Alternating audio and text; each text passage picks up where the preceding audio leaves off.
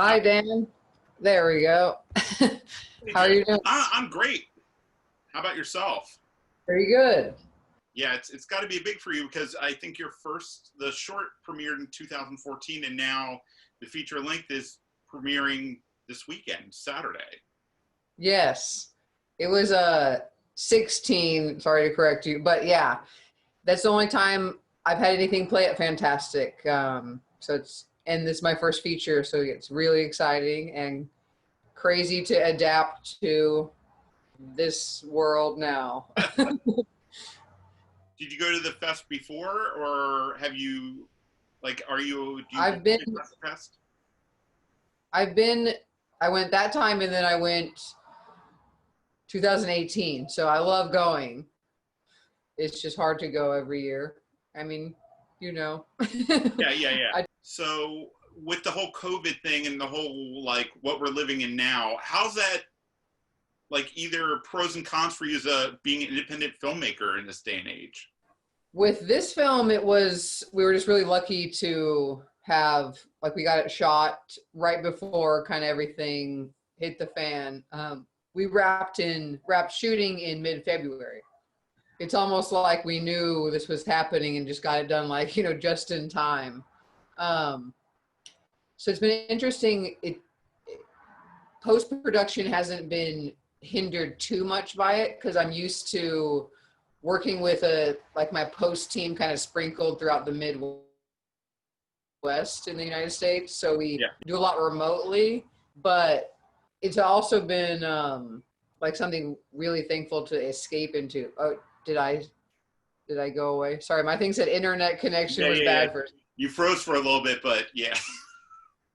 Um, we've been really lucky to have this to focus on and kind of like escape from the constant bad news that you encounter when you look at the internet or anywhere. But kind of moving forward, it's a weird scenario because you don't know when it'll be safe to shoot, another Yeah. film in a capacity with more than, maybe 5 people in a room or something. So I think a lot of people right now are trying to cater ideas to like smaller crews, even more confined ideas to attempt to shoot something sooner than later. Notice that.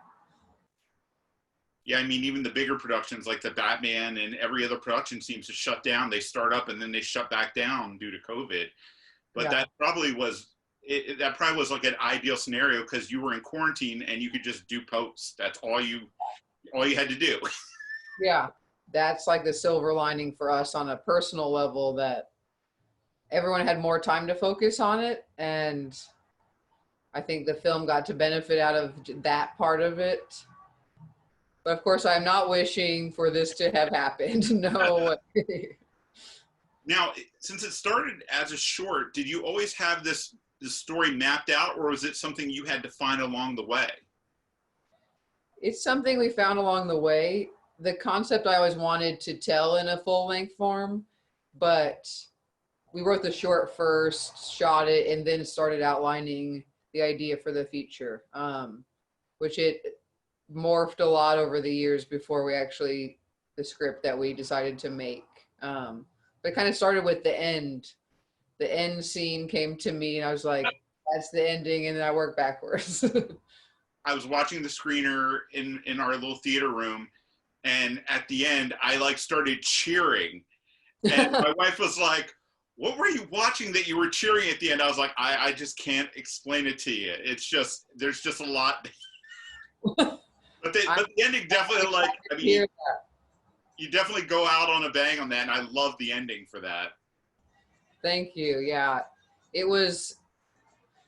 I have a real love for really tragic theatrical type endings, and I battled with that, how I wanted that kind of a feeling, but also wanted the character itself to still feel like human and grounded, while of course being insane. But went back from there. I've always wanted that like kind of a gut punch kind of end where you're like, I'm glad to hear you were cheering because I'm excited. I mean, I wish I could hear that in in a crowd, or like Yeah. experience if it's more of like a dead silence kind of response. But that's the one, you know, sad part about not getting experience in a physical scenario.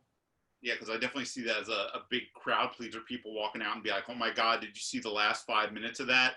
I mean, does that make me a bad person that I was like cheering for at the end? But I don't know. I thought it was a lot of fun.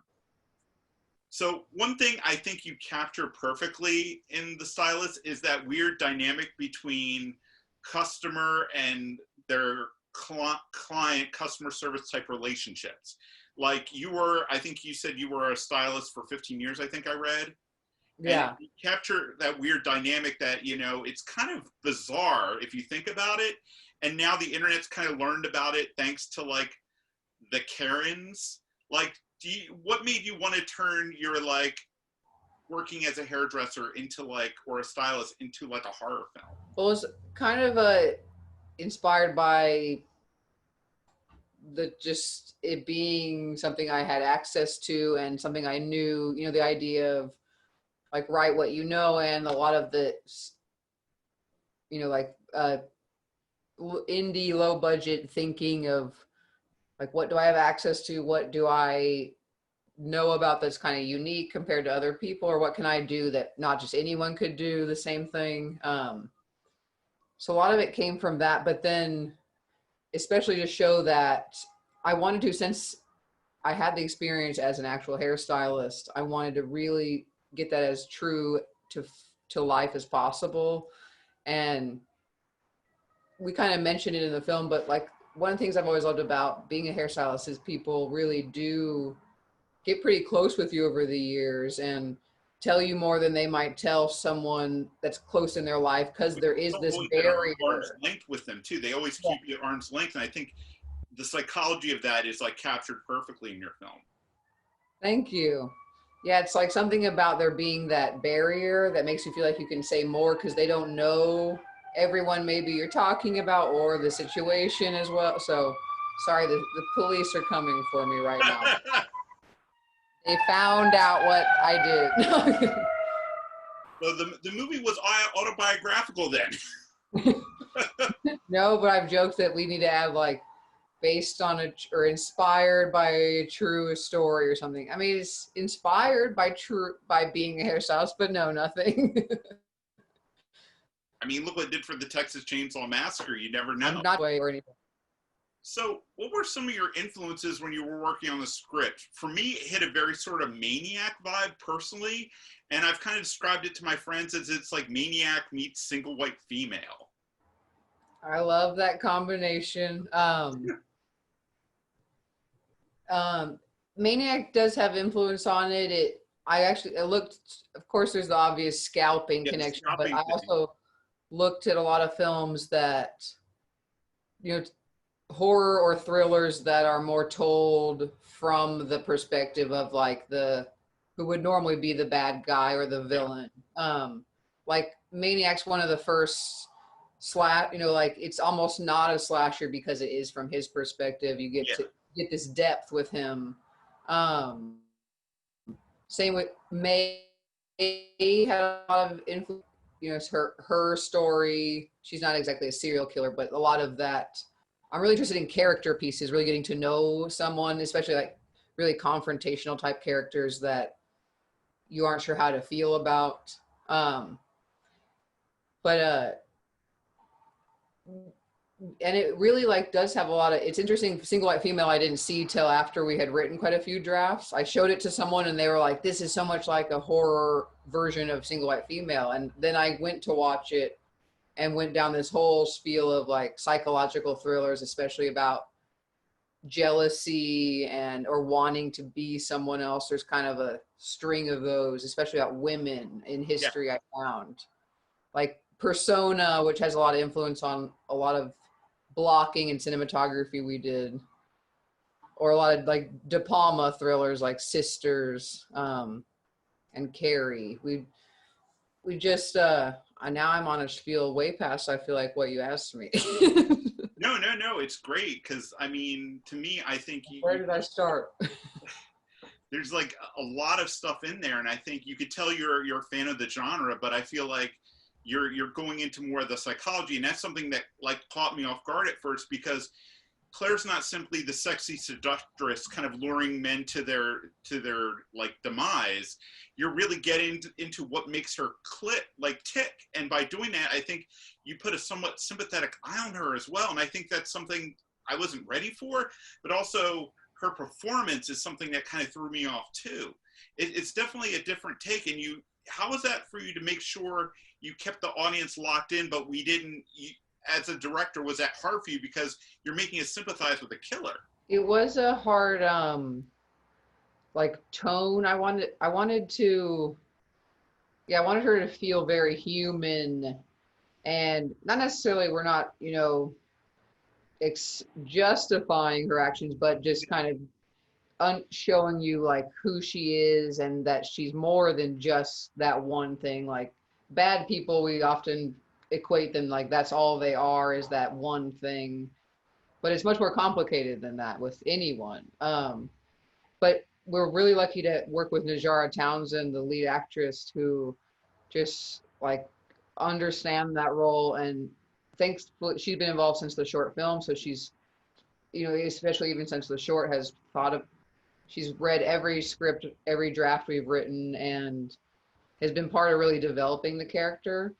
And she just really gets it. I feel like it could easily be played in a way that it was kind of came off campy, Yeah. and she just really somehow kept that. And that was my biggest concern. I was like, this concept on a most basic level is kind of campy on concept alone when you think about like someone who wears hair, but I was really like fearful of I was like, I don't want that tone at all in the movie though. Somehow we're going to do this over the top thing, but make it feel not so crazy, you know, or not so theatrical, even though it is.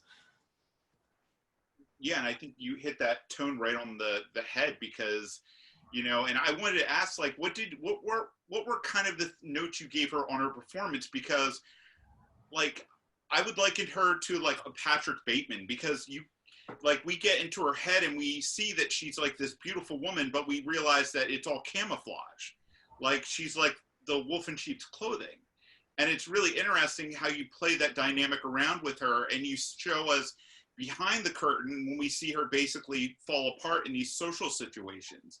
Like, how did you sort of like guide her as a director in some of that? And like, what did you kind of draw upon for that sort of performance? Because I found it, like, you talk about the camp, but I think when you pull it back and when you have her do that awkwardness, it kind of just gels together. Yeah.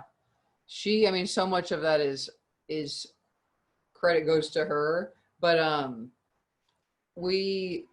lot of it is, I think, is, and I realized this actually talking it through with her and another person on set who was kind of just asking her about how she felt about the character, and realizing that it's about, you know, as her herself, Najara, playing that character, and anyone who is, or of course I don't know this to be true, but someone who is maybe like this, a killer of some kind, they don't see themselves, like they don't view themselves as crazy. They don't see themselves as a psychopath. Like that's not at all registering. So this is just their life and how they've dealt with their issues. So it's like a totally warped perspective. So it's not vengeful, monstery kind of thing. Almost kind of how like you bring up Patrick Bateman, like he was not aware of how crazy he was. Yeah. And I think that's what makes her feel so sympathetic, is we're never trying to portray her like, it does have a lot of horror elements, but I'm not trying to really make the audience scared of her. I'm more trying to make you disturbed, and kind of almost disturbed by how interested you're still in her story, even it's though very uncomfortable. That's like liking it to Maniac. I was like, it's very uncomfortable, but I was engrossed and I was totally invested in her, which is why at the end you can't help but cheer for her, because, you know, she kind of achieved her dream if you think about it that way. It's interesting because she's so much like Maniac, but really I grew up a huge Leatherface fanatic, and really she started more as like a female Leatherface, like still the skin connection and changing personality per mask like he did. And I like how, even though it's not, Chainsaw is not told from their perspective, you do get to see the family and him a lot more than you did slashers at that time. And I always loved how that movie, compared to other big slashers and iconic killer type characters, he's very, very layered, and he's not like blood hungry, I want Yeah. to kill people. In the original, he's like, Yeah. he just does what he's told. He's doing all he's ever known. To him, like, this is just his life. He doesn't know he's doing anything wrong. And that's interesting to me, versus like scary monster man, I want to kill people, which is fun. Of course, I enjoy those kind of grew up on that stuff, but just interested in characters like that you're not sure how to feel. And then I love people like you who are going to cheer for her. I mean, I'm a genre fan, so that's kind of in my blood. And it's one of those things, you kind of make us kind of root for her at the end. And she's sympathetic. You kind of see it through. That's the thing. You're so good at making us see it through her eyes throughout the whole film, which I totally loved, and I wasn't ready for. Which, trust me, you'll see it. You'll see it in my review. It definitely. I was a little bit conflicted, but I kind of gave into it at the end because it was a lot of fun. I mean, it was great. It was an excellent performance. And I think you skated a very fine line in this film that, like, I don't think anybody else could have pulled off, because I sat down expecting like a campy movie about a stylist going around killing people. And I'm sitting there, I'm like, wait a minute, this performance is a little weird. And then I'm like, wait a minute. And then as you start to pull off the layers of Claire, you're like showing it from her perspective. You're seeing the social situations I thought were amazing. Like when you have her interacting with the other women, and you almost see her, she's almost like an alien in her skin in these simple social situations. And you see her basically trying to win over people. And you really, you feel bad for her, but you still understand that she's a broken human being. And I love that sort of like journey you took us through the film. Like I wasn't expecting it. Like I sat down, like I'm gonna watch a campy horror movie about a girl scalping people. And then you're sitting there and you're like, I'm way more invested in this than I wanted to be. And oh my God, I hope this girl kind of achieves her dreams. And at the end, you're just like, you go. I can't tell you how glad I am to hear all of that. That is our hope. We really even try to pull you so far into her perspective that scenes that really, other characters are really just kind of maybe like Bria's character, Olivia, for instance.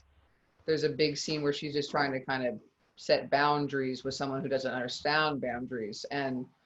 But to Claire, it's like saying, I hate you, go away, never speak to me again. And so like, we're hoping as the viewer, you kind of like are stung by the words Bria is saying, even though they're totally rational with what's happening. Yeah, you totally you're kind of inhabiting her skin through the whole movie, so you kind of start to see it through her. And it's only at the end we start to disconnect from her, which I thought was interesting, how you kind of slowly started to pull us out till at the end we're kind of in the pews with the rest of the family, with the little girl watching her at the end, and you're just kind of like, okay, that's great. But yeah, I totally loved it. I thought it was great. I've been recommending it to people, but the problem is when I say it's Maniac meets Single White Female, they're like, I don't know if I want to sit through that right now.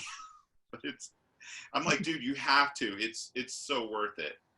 And I love like the fact that you kind of skirt sort of like, I guess, what people expect of like a female like sort of slasher character, how it's very feminist driven, and how like she's not salacious, and it's very much like about the psychology, the character, and everything else as you go through it. So I thought it was amazing.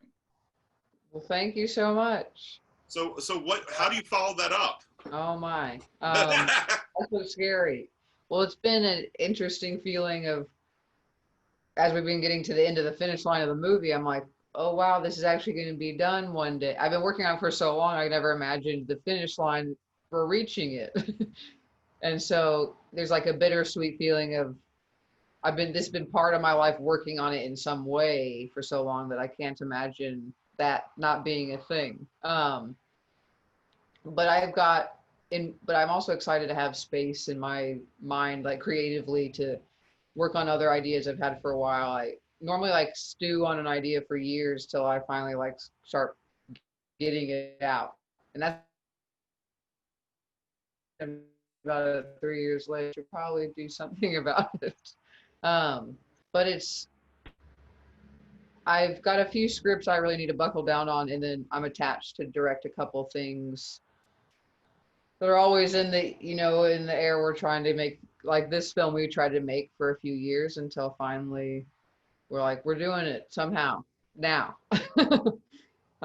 Hopefully we can do that again right away. If, but then like we said, we don't know, we're under all these, constrictions of how we can shoot and what we can shoot, where we can travel, and oh my Yeah. God. Yeah, that's going to be a Ray Aaron Sorkin movie in a couple of years.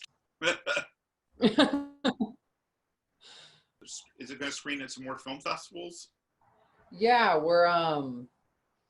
we've got our international premiere at Sitges in Spain, but we're doing a couple in-person things thanks to a lot of festivals have kind of adapted to the drive-in idea, which is Yeah. great. We're going to play the Knoxville Horror Film Festival on October 23rd. That's right. It's a Friday. I'm like, I was saying the wrong date for a minute. And then we'll play in Chicago on the 29th of October at a drive-in, part of Music Box's 31 Nights of Horror. So that's exciting that we'll be able to do a couple things like in person and in a safe way. I'm planning to go to both of those. Drive-in too. Yeah. And yeah, that's always kind of a dream for a horror fan, I think, to play your movie at a drive-in. But that's what we've got so far. We have also, we're going to play Fright Fest in England for our premiere there, which will be digital. They were trying to do it in person, but I think a lot of people are trying to, we wait till the last minute to try. Everyone's trying to do something. We all want to be together again, but I don't think it's time yet. They had to switch it all to digital, but we're excited to be at Fright Fest because we actually did a Kickstarter for the feature and we launched it there last year, and they've always been real supportive of my work and helping out. So we just again wish we could all go there in person. Maybe you'll be able to go there for your next one. So I know, it's like, come on, world, we want to just hang out with each other again and watch movies. Well, I'll let you go. Thank you so much for chatting with me, and you have a great day, and hopefully you have some more good interviews. You too. I'm gonna try to catch some of the other fantastic movies too.